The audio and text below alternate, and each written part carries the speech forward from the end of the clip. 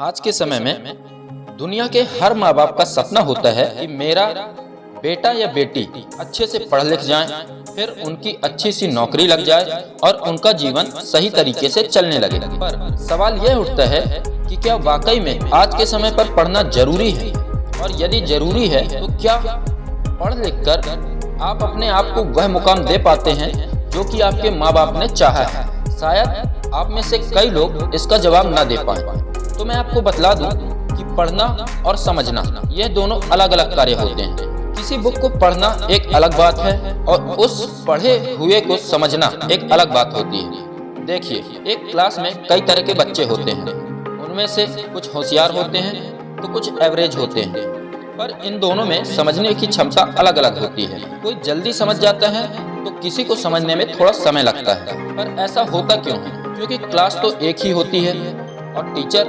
सभी बच्चों को बराबर पढ़ाते हैं, फिर भी इन दोनों में इतनी असमानता क्यों है?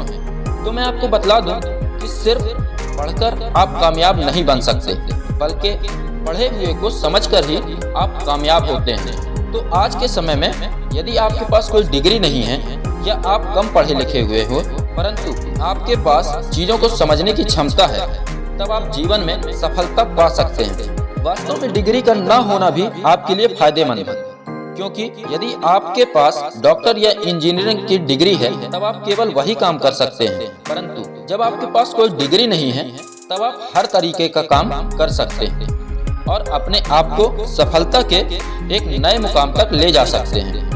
क्योंकि जब आप किसी काम को समझदारी और मेहनत के साथ करते हैं तब आपको उस कार्य में सफलता जरूर मिलती है।